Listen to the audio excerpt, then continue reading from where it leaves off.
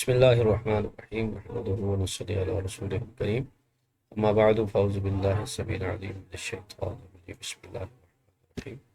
صلاۃ والسلام علیک یا رسول اللہ وعلی آلک واصحابہ۔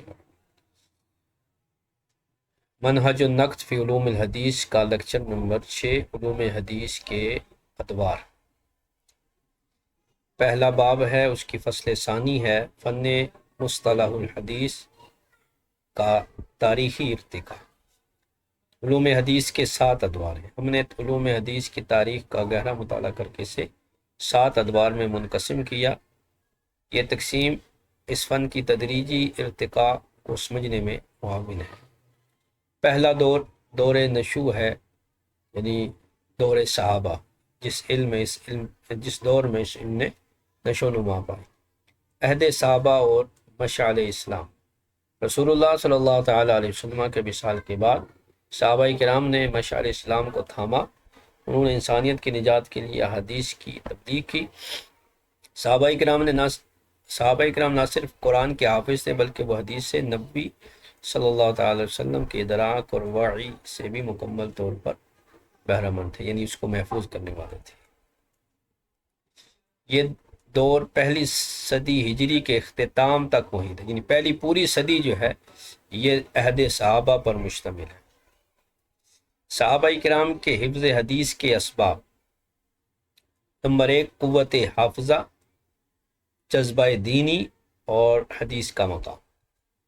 عرب ایک امی قوم تھی، ان کا مکمل انحصار حافظے پر تھا۔ سادہ طرز زندگی نے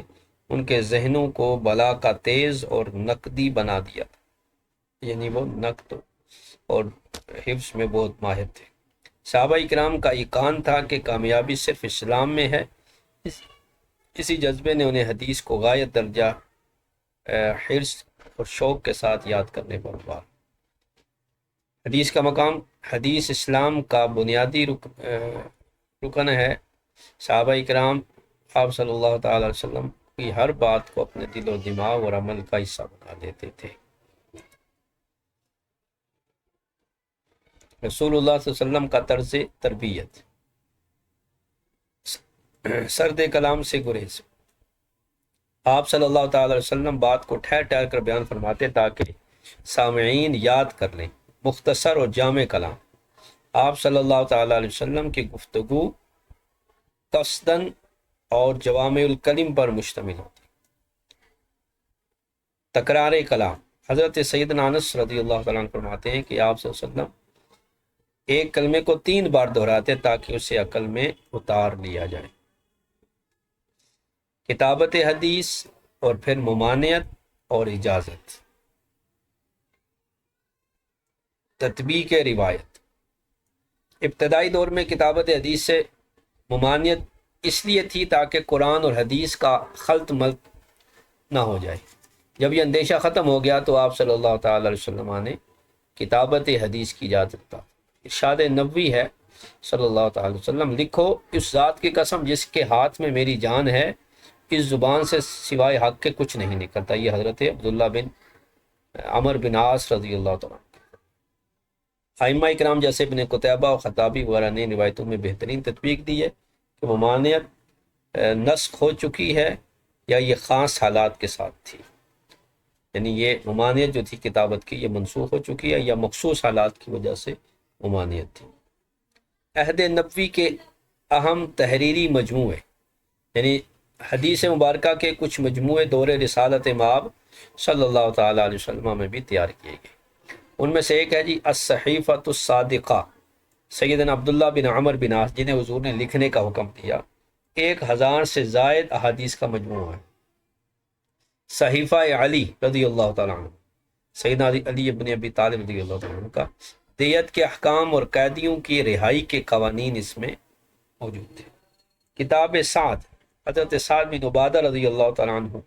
اللہ علیہ وسلم کے فیصلے اور احکامات انہوں نے محفوظ کیے۔ مکاتیب نبوی، یعنی کاتبین وحی اور رسالت، بادشاہوں کو خطوط اور انتظامی جو فرامین حضور نے جاری کیے ان کو لکھا گیا۔ تو یہ جو تھے تحریری مجموعے جو ہے وہ عہد نبوی صلی اللہ تعالی علیہ وسلم میں موجود تھے۔ تدوین حدیث کے دو بنیادی مراحل، مرحلہ اول، مرحلہ دوم اور مرحلہ ثانی۔ پہلا مرحلہ عہد نبوی سے آغاز، احادیث کو ذاتی یادداشت کے طور پر صحائف میں محفوظ کرنا، یہ پہلا مرحلہ۔ دوسری صدی ہجری سے باقاعدہ تدوین عام کا آغاز ہوا، حضرت عمر بن عبدالعزیز رضی اللہ تعالیٰ عنہ کے حکم سے ہوا، یعنی باقاعدہ سرکاری سطح پر احادیث کو تدوین کیا گیا۔ جو منکرین حدیث پروپوگنڈا کرتے ہیں کہ یہ 100-200 سال بعد لکھی گئیں، تو وہ سرکاری سطح پر تھا، حالانکہ پہلا مرحلہ گزر چکا تھا کہ جو ہے وہ انفرادی طور پر احادیث موجود تھی۔ تیسرا مرحلہ تیسری صدی ہجری سے عصر تدوین کا عروج، جس میں کتب ستہ تالیف کی گئی۔ اس کے بعد مستشرقین کے اعتراضات کا علمی رد۔ گولڈ زہیر، یہ ایک یہودی تھا، اس نے جو ہے وہ سب سے پہلے حدیث پر اعتراض کیا، اور پھر اسی کی پیروکار بن کر بہت سارے لوگوں نے، منکرین حدیث بھی اسی کو کوٹ کرتے ہیں۔ تو گولڈ زہیر جیسے مستشرقین نے دعویٰ کیا کہ حدیث کی تدوین دوسری یا تیسری صدی میں ہوئی، تو یہ ایک صریح بہتان ہے۔ یعنی حضرت عمر بن عبدالعزیز رضی اللہ تعالیٰ عنہ کے دور میں جو ہوئی، وہ سرکاری سطح پر جو الگ الگ مجموعے لوگوں کے پاس لکھے ہوئے تھے، انہیں سرکاری سطح پر جمع کیا گیا، تو اس سے مستشرقین نے لیا کہ یہ دوسری یا تیسری صدی میں حدیث کو لکھا گیا۔ حقیقت کیا ہے؟ صحابہ اکرام کا حیرت انگیز حافظہ اور عہد نبوی صلی اللہ تعالیٰ علیہ وسلم میں موجود تحریری صحائف اس بات کا ثبوت ہیں کہ حدیث روز اول سے محفوظ چلی آ رہی تھی۔ آج کی سبق کا خلاصہ اور حاصل بحث یہ ہے کہ علوم حدیث کی تاریخ 7 ادوار پر مشتمل ہے۔ پہلا دور دور نشو صحابہ اکرام کی محنتوں کا دور ہے، اور ممانعت کتابت عارضی تھی، جبکہ اجازت کتابت دائمی اصول بنی۔ حدیث کی حفاظت کے لیے حفظ اور کتابت دونوں ذرائع استعمال ہوئے۔ تو یہ آج کیا ہمارے اس لیکچر کی پریزنٹیشن تھی۔ آج بھی اس کو شروع کرتے ہیں کتاب سے۔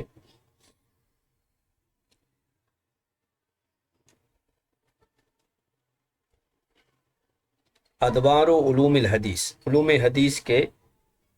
مختلف ادوار۔ اشرنا سابقا الى ان فن مصطلح الحدیث او علوم الحدیث تدرج عبر التاریخ، کہ ہم نے پہلے یہ اس بات کی طرف اشارہ کیا کہ فن مصطلح الحدیث یا فن علوم حدیث جو ہے وہ تدریجاً جو ہے وہ اپنے عروج کی طرف آیا۔ وقد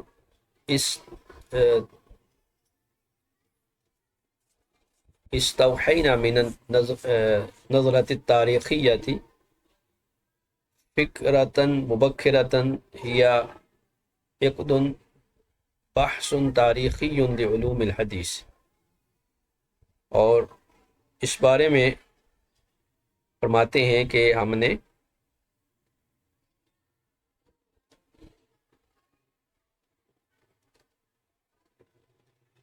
تاریخ کی طرف نظر کی، تو مختلف ادوار سے یہ گزر کر جو ہے وہ یہاں تک کہ عہد حاضر میں یہ علم حدیث جو ہے وہ ہم تک پہنچا۔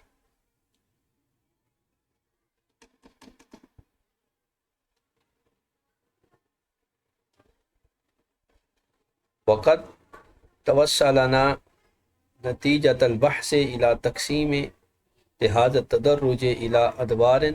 لم يسبق ان درس تاریخ علوم الحدیث على اساسها، اور پھر ہم تک یہ جو بحث ہے یہ مختلف ادوار سے ہوتی ہوئی تدریجاً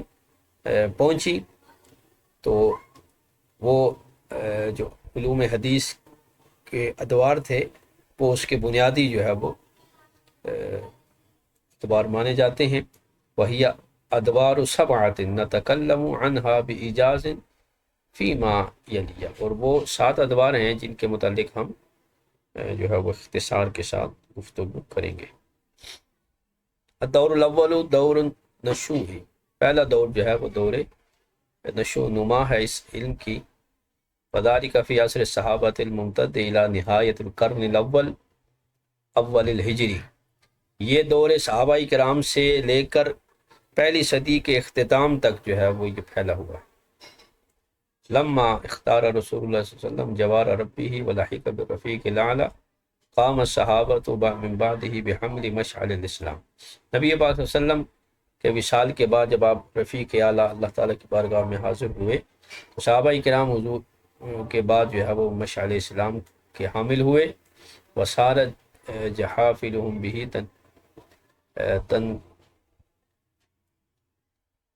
تنقض الانسانیت و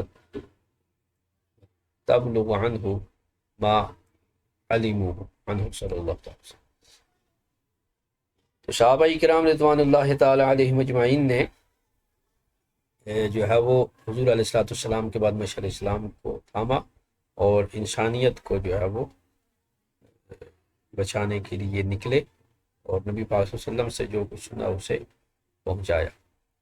وکان صحابۃ رضی اللہ تعالی عنہ رضوان اللہ تعالی علیہم اجمعین علی حفظ تام للقرآن الکریم کما کانوا علی ادراک و وعی للحدیث، صحابہ کرام حافظ قرآن بھی تھے اور ادراک حدیث اور وعی حدیث یعنی اس حدیث کی حفاظت کرنے والے بھی تھے۔ لما توفر لهم من الاسباب والدواعی للحفظ الحدیث، تو اسباب جو ہے وہ اس کے وافر مقدار میں ہیں اور حفظ حدیث اور اس کے اسباب جو ہے وہ اس کے جو حفظ کی طرف جو دواعی ہیں بلانے والے اسباب ہیں وہ کئی ہیں۔ تو ان میں سے عوامل حفظ الحدیث عوامل حفظ صحابۃ للحدیث، صحابہ کرام کا حفظ حدیث کے عوامل جو ہیں وہ ان میں سے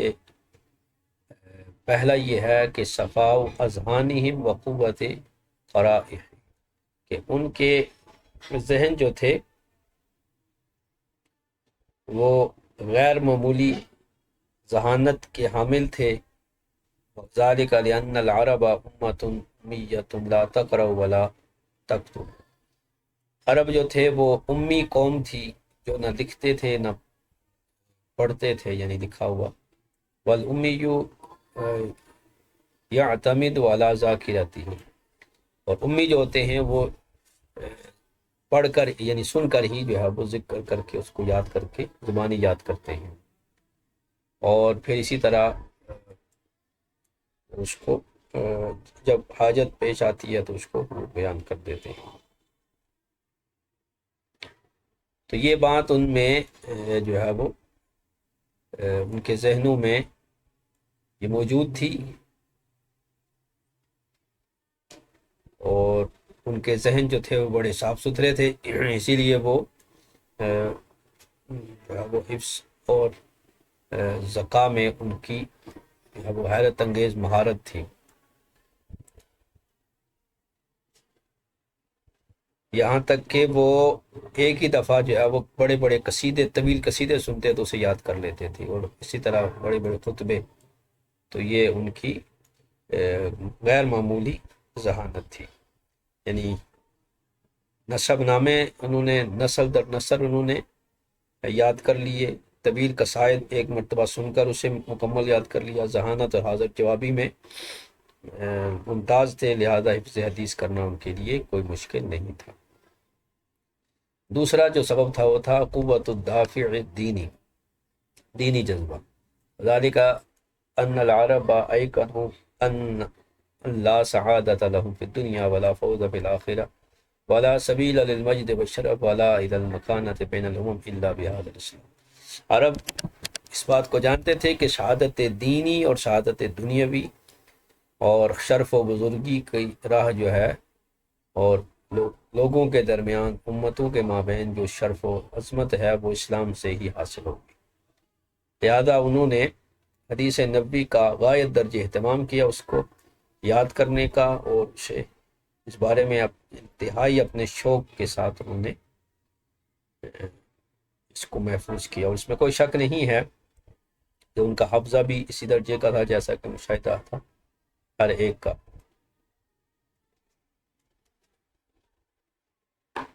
تو جب ان کا جذبہ اس طرح کا تھا، اور پھر حضور علیہ السلام کا فرمان بھی تھا ان کے لیے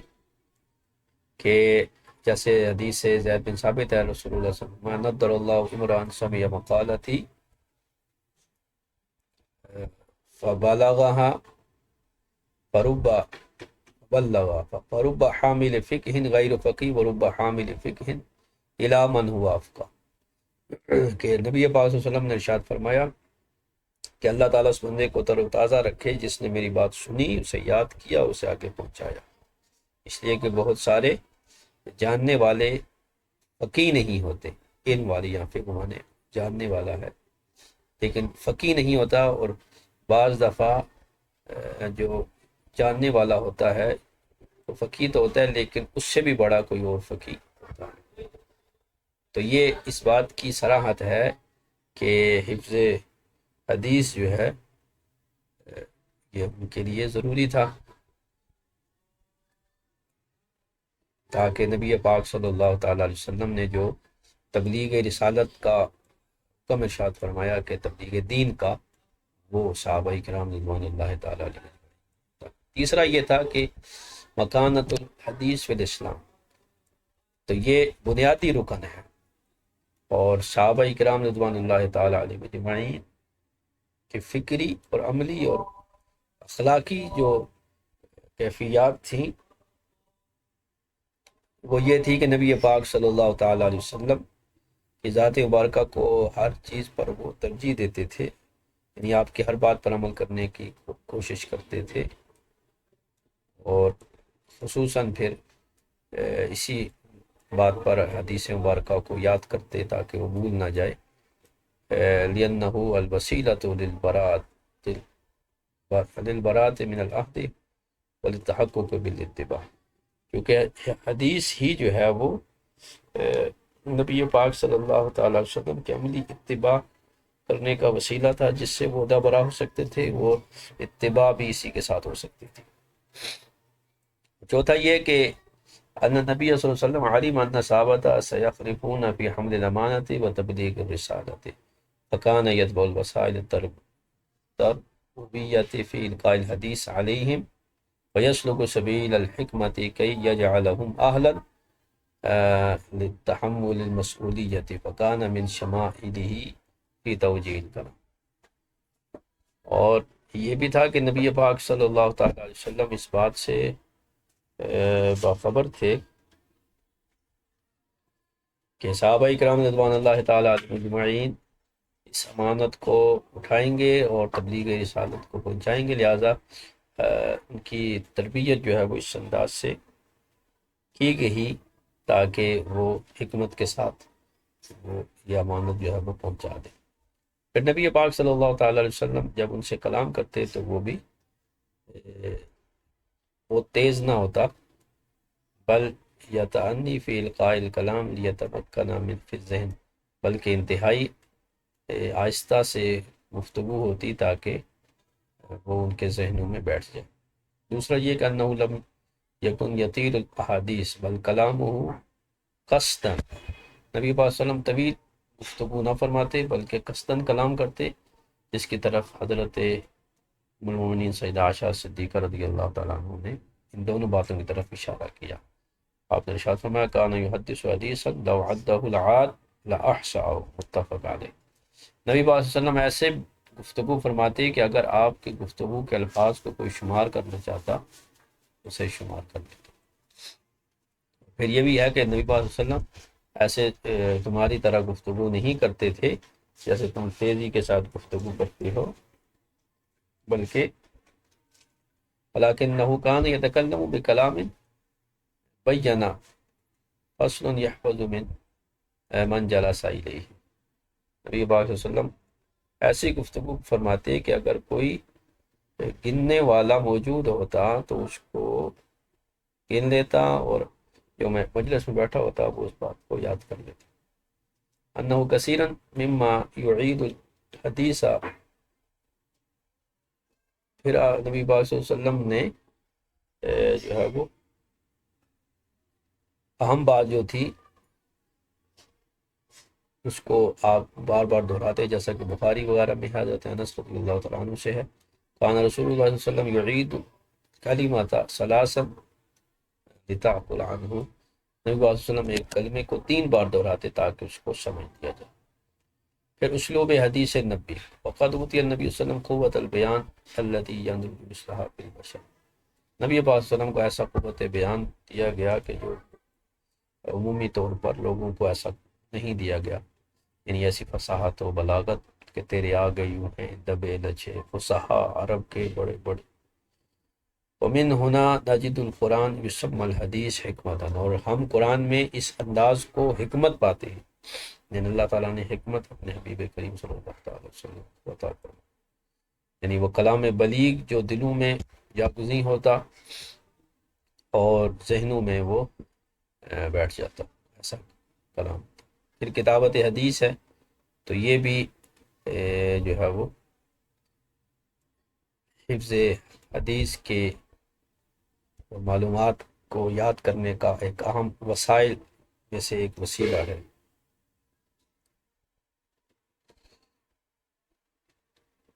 تو اس بارے میں بھی مختلف روایات ہیں، کچھ میں جو ہے وہ لکھنے کا ہے، کچھ میں منع ہے.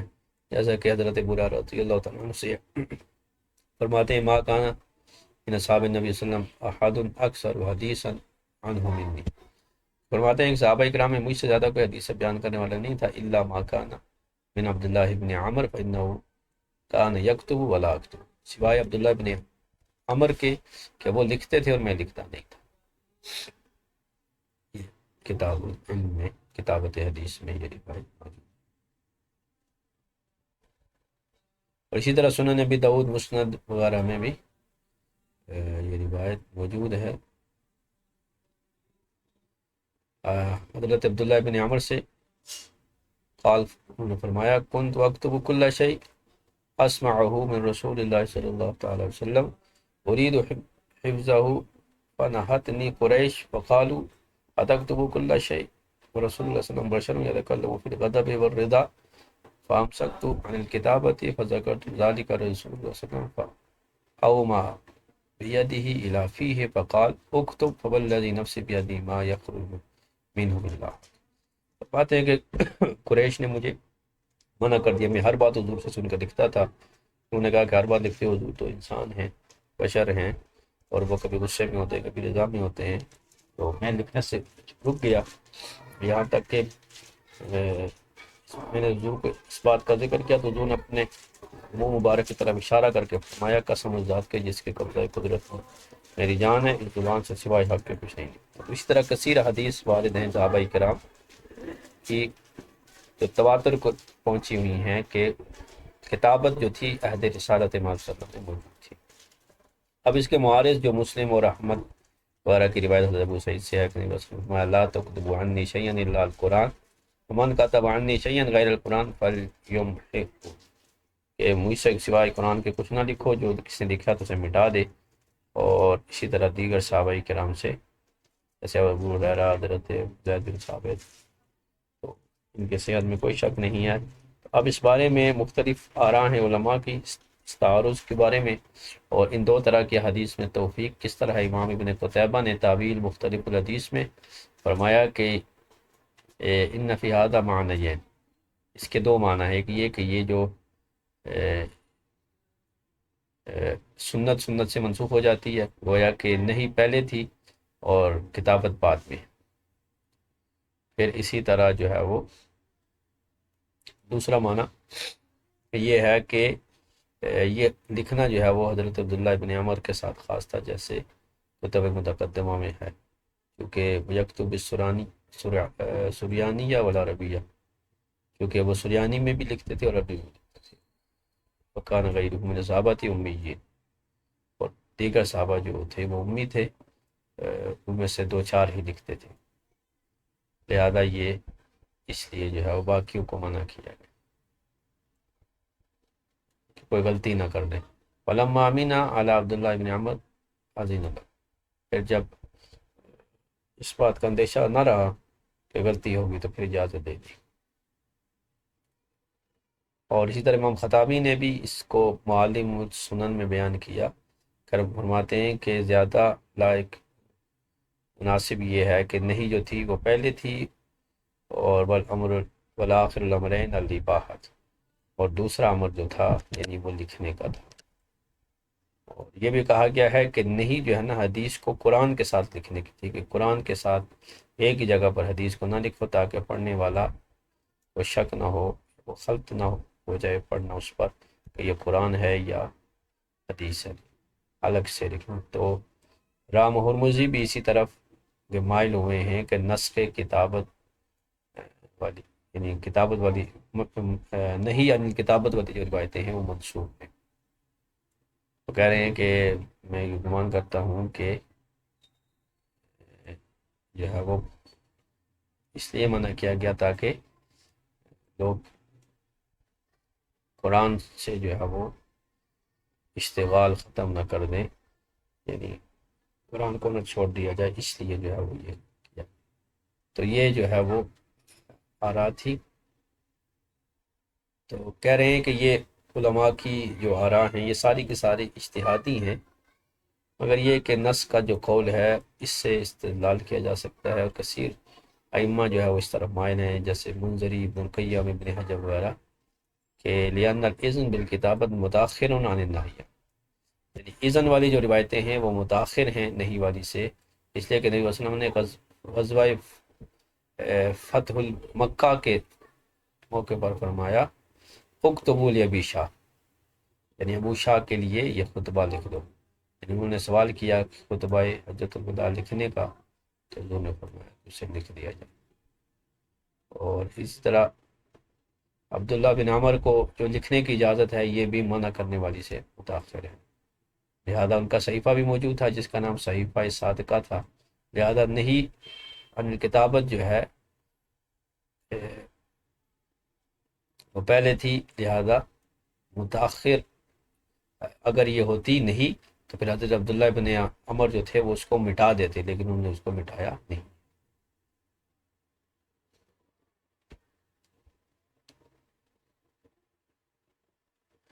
اب یہ یہاں پر جو ہے وہ یہی تحقیق اپنی پیش کرتے ہیں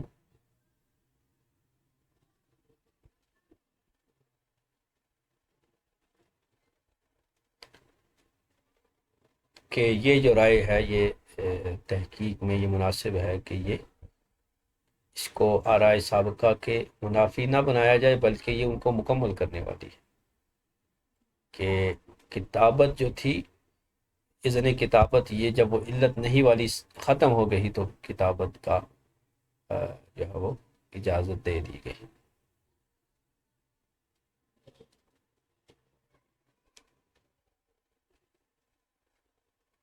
اس لیے کہ اگر کتاب نہیں اگر موجود رہتی تو پھر صحابہ کرام رضوان اللہ تعالیٰ علیہ مجمعین کے پاس لکھی ہوئی کتابیں اور یہ ساری چیزیں موجود نہ ہوتی۔ اور اسی طرح اس میں بھی انہوں نے یہی گفتگو فرمائی ہے۔ اب کہہ رہے ہیں کہ اگر ہم تأمل کریں اقوال صحابہ میں تو انہوں نے بھی جو ہے وہ کتابت سے بعض صحابہ کرام نے منع کیا، تو ہم جیسے صراحت کے ساتھ دیکھتے ہیں حاذا ابو نضرہ یقول قلنا لأبی سعید لو کتبتم لنا فإنا لا نحفظ قال لا نكتبكم ولا نجعلها مصاحف كان رسول صلی اللہ علیہ وسلم يحدثنا فنحفظ فاحفظوا عنا كما نحفظ عن النبي، کہ بعض صحابہ کرام سے پھر بھی منع مروی ہے، جیسے ابو نضرہ نے کہا کہ ہم نے حضرت ابو سعید سے عرض کی کہ آپ ہمارے لیے لکھ دیں حدیثیں جو کہ ہم یاد نہیں کرتے، سے یاد نہیں ہوتی، تو فرمایا ہم تمہیں لکھ کر نہیں دیں گے، اور رسول اللہ صلی اللہ علیہ وسلم بھی ہم سے یعنی ہم تمہیں مصاحف اور صحیفے بنا کر نہیں دیں گے، صحابہ ہم رسول اللہ صلی اللہ علیہ وسلم کے زمانے میں حدیثیں یاد کرتے تھے، پس تم ہم سے یاد کرو جیسے ہم حضور کے زمانے میں۔ تو یہ حضرت ابو سعید خدری جو ہے راوی حدیث ہیں، اور یہ نہیں کی تفسیر، جو نہیں یعنی کتابت والی روایت ہے اس کی وہ تفسیر کر رہے ہیں۔ تو یہ اندیشہ تھا اس بات پر کہ حدیث کو قرآن کی جگہ پر نہ بنا دیا جائے، تو اس لیے آپ نے لکھنے سے منع کیا۔ حضرت عروہ بن زبیر سے مروی ہے کہ حضرت عمر نے سنن کو لکھنے کا ارادہ کیا، تو آپ نے صحابہ کرام سے مشورہ کیا، تو اس مشورہ اس بات پر ہوا کہ ان یکتبہ فتح کا عمر یستخیر اللہ فی شہرا ثم اصبح یوما وقد عزم اللہ لہو فقال۔ پھر حضرت عمر رضی اللہ تعالی عنہ نے استخارہ کیا،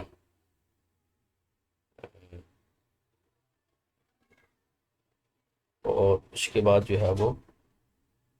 آپ نے ایک دن آپ نے فرمایا، جب اللہ تعالیٰ نے آپ کو استخارے میں جو خیر تھی عطا فرمائی، انی کنت اردت ان اکتب الصبح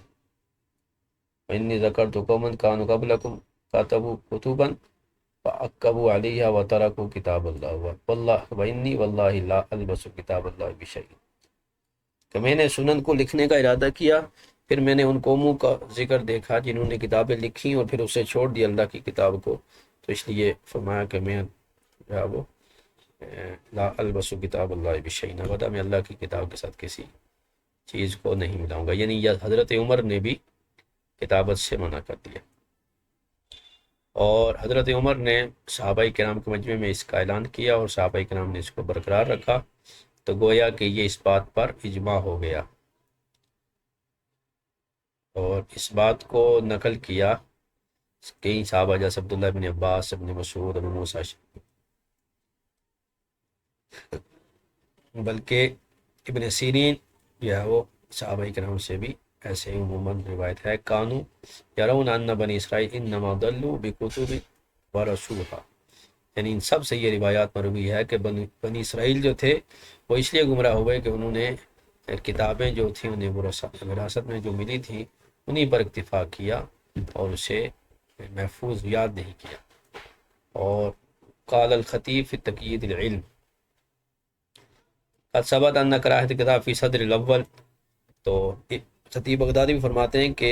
یہ بات ثابت ہے کہ صدر اول میں کتابت کی کراہت موجود تھی، اس لیے کہ تاکہ کتاب اللہ جو ہے وہ ضائع نہ ہو جائے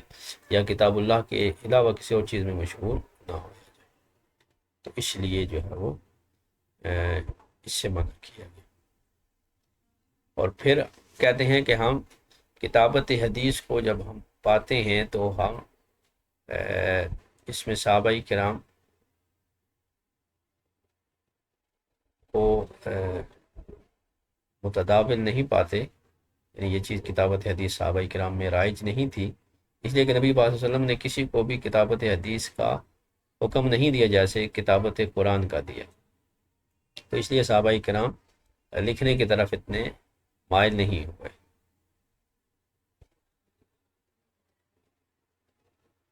پس جب علم میں قرآن پھیل گیا، حفاظ اور قاری زیادہ ہو گئے اور التباس وغیرہ ختم ہو گیا، تو اب جو ہے وہ صحیفے جو ہے وہ لکھے گئے، جیسے حضرت خلیفہ عادل عمر بن عبدالعزیز رضی اللہ تعالیٰ عنہ۔ اب مرحلہ اولا میں جمع حدیث ہے صحف میں، صحیفوں میں، تو ہم دیکھتے ہیں کہ حدیث کو کے دو مرحلے ہیں، خصوصی طور پر کچھ خاص لوگوں کے تھے، اور یہ عہد نبوی میں حضور کی اجازت سے، یعنی کچھ خاص لوگوں نے ہی حدیث کو لکھا، ہر ایک کو اجازت نہیں تھی۔ تو دوسرا یہ ہے کہ کتابت جو ہے وہ عمومی طور پر یہ جاری ہو گئی، اور یہ حضرت عمر بن عبدالعزیز کے زمانے سے دوسری صدی ہجری کے شروع سے یہ بات شروع ہوئی۔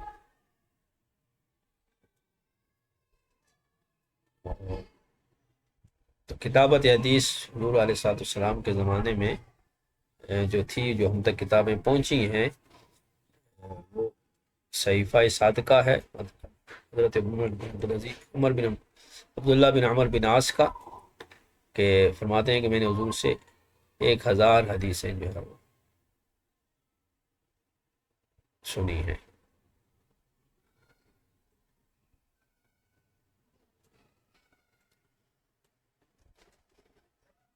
تو یہ دو کتابیں تھیں،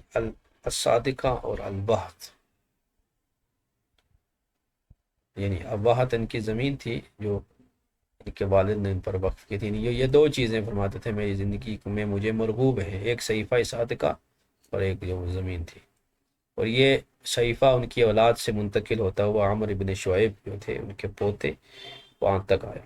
پھر ان سے جو ہے وہ امام احمد ابن حنبل نے مسند میں اس کو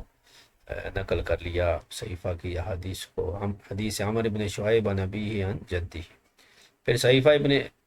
علی ابن ابی طالب ہے، یہ چھوٹا ہے، یہ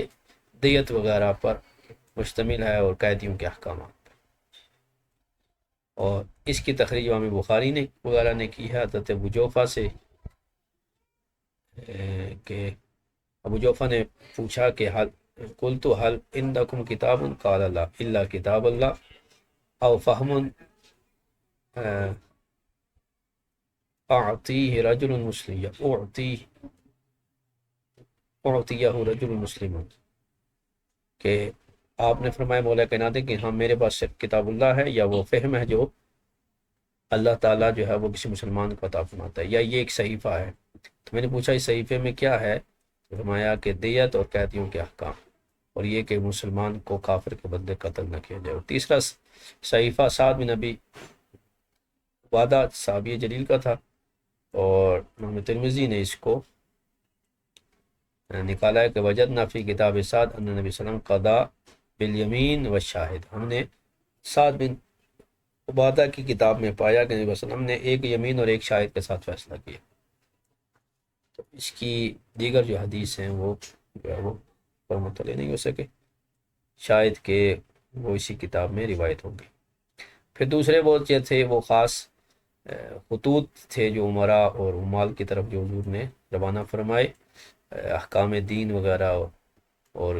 احکامات اسلام، عقائد اور دیگر جو دو نصائح تھے، مقادیر شرعیہ، زکوٰۃ، دیت وغیرہ، حدود، محرمات وغیرہ یہ، اور اسی طرح کتاب الزکوٰۃ اور کتاب الدیت جسے حضرت ابوبکر صدیق رضی اللہ تعالیٰ عنہ نے لکھا، اور اس کی تخریج امام بخاری نے کیا صحیح بخاری میں، اور ابو داؤد اور ترمذی نے اس کو روایت کیا کہ رسول اللہ صلی اللہ علیہ وسلم نے ایک خط لکھا صدقے کے بارے میں، یعنی زکوٰۃ کے بارے میں، اور اسے روانہ نہیں کیا یہاں تک کہ آپ کا وصال ہو گیا۔ اور پھر اس کے بعد کتاب عمر بن حزم کی، جو عامل تھے یمن پر، انہیں اصول اسلام اور طریقہ دعوت اور عبادات اور زکوٰۃ اور جزیہ اور دیت کی مقدار کو لکھ کر روانہ کیا۔ اسی طرح کتاب وائل بن حجر تھی جو ان کی قوم حضر الموت کے لیے، اس میں اسلام کے اصول عامہ اور اہم محرمات جو تھے وہ لکھے گئے۔ پھر 5 نمبر پر وہ جو کتابیں ہیں وہ خطوط ہیں جو نبی صلی اللہ علیہ وسلم نے عظماء کو اور بادشاہوں کو اور عرب کے جو عمرات ہیں ان کی طرف لکھے، انہیں دعوت اسلام دی، جیسے ہرقل بادشاہ روم کی طرف، اور مقوقس جو مصر کا بادشاہ تھا، اسی طرح دیگر بادشاہوں کی طرف۔ اسی طرح جو عقود اور معاہدات تھے جو کافروں سے، جیسے صلح حدیبیہ، صلح تبوک، صحیفہ معاہدہ، تو یہ سارے جو مسلمانوں کے اور یہودیوں کے درمیان ہوئے یہ لکھے گئے۔ اسی طرح نبی صلی اللہ علیہ وسلم نے انفرادی طور پر جو خطوط تھے ابو شاہ کے لیے، یمانی کے لیے، یہ روانہ کیے۔ تو اس طرح نبی پاک صلی اللہ تعالی علیہ وسلم کی حیات مبارکہ میں حدیث کی کتابت جو تھی وہ موجود تھی، جبکہ اس کے برخلاف جو مستشرقین ہیں ان کی رائے یہ تھی، جیسے جن کا سرگناہ ہے گول زہیر، اس نے کہا کہ یہ جو تھی حتیٰ مطلع قرن ہجری الثانی، یہ دوسری، بل ان بعضهم يغلو في ذلك حتى يزعم ان الحديث لم يدب من حتى مطلع القرن الثالث، کہ حدیث کو نہیں مدون کیا گیا یہاں تک کہ تیسری صدی آ گئی، اور اسی پر انہوں نے اپنے ذوم باطل کی بنیاد رکھی کہ حدیثیں جو ہے وہ گڑی گئی ہیں، کتابت جو ہے وہ موجود نہیں تھی، اور یہ 200 یا 300 سال کا فاصلہ جو ہے وہ حدیث میں موجود ہے، جبکہ حقیقت یہ ہے کہ کتابت حدیث جو ہے وہ دور رسالت مآب صلی اللہ تعالیٰ علیہ وسلم میں مختلف صورتوں میں موجود تھی۔ بہرحال حضرت عمر بن عبدالعزیز جو تھے رضی اللہ تعالیٰ عنہ، انہوں نے کتابت حدیث سرکاری طور پر کی، اور اس کے لیے آپ نے خصوصی طور پر اہتمام فرمایا، جیسے کہ امام ابن حجر نے فرمایا کہ ان آثار نبی صلی اللہ علیہ وسلم لم تکن فی اثر اصحابہ و کبار تابعیہم مدونۃ فی الجوامع ولم تکتب، کہ نبی پاک صلی اللہ علیہ وسلم کے جو روایات تھیں وہ صحابہ کرام اور کبار تابعین کے دور میں جوامع کی صورت میں اور مرتب جو ہے وہ صورتوں میں نہیں تھے۔ تو البتہ جو ہے وہ مستشرقین نے اور منکرین حدیث نے اس بات کو سمجھ لیا کہ بالکل بھی احادیث جو ہے وہ دور رسالت مآب صلی اللہ تعالیٰ علیہ وسلم میں نہیں لکھی گئی، جبکہ حقیقت حال یہ تھی کہ صحابہ کرام نے اس کو لکھا تھا، ان کے ذہنوں میں وہ حدیثیں موجود تھیں، محفوظ تھیں، اور اب سرکاری طور پر جو ہے وہ حضرت عمر بن عبدالعزیز رضی اللہ تعالیٰ عنہ کے دور میں لکھی گئی، اس پوری بحث کا حصہ۔ اب یہاں سے قوانین اور روایت فی عہد صحابہ، صحابہ کرام کے دور میں روایات موجود تھیں تو اس کے قوانین کیا تھے، کن قوانین کی بنیاد پر صحابہ کرام نے حدیث کو لیا اور محفوظ کیا، یہ ہماری اگلی گفتگو ہوگی۔